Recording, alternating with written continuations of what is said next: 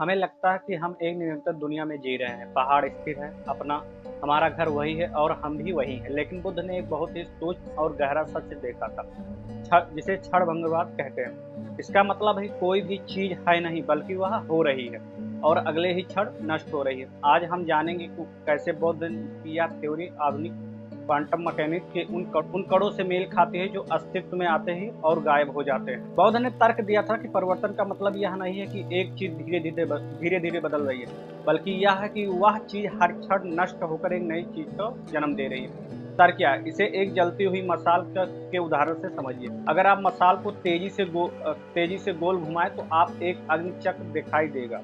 क्या वह चक्र असली है? नहीं, वह केवल प्रकाश के अलग अलग बिंदुओं का तेजी से होने वाला प्रवाह है। विज्ञान है कि हमारा मस्तिष्क दो अलग अलग घटनाओं के बीच के खाली स्थान को भर देता है, जिससे हम निरंतरता के भ्रम में होते हैं। आधुनिक भौतिकी में हम प्लैंक टाइम की बात करते हैं, समय की वह सबसे छोटी इकाई जिसे छोटा कुछ नहीं है। विज्ञान या क्वांटम स्तर पर कण निरंतर उत्पन्न होते हैं और नष्ट होते रहते हैं। वह स्थिर वस्तुएं नहीं बल्कि ऊर्जा का वाइब्रेशन है। तर्क किया, बौद्ध ने इसे चित्त क्षण कहा। उन्होंने बताया कि एक सेकंड में खूब बहुत छोटे हिस्से भी हजारों बार उत्पाद और व्यय होते हैं।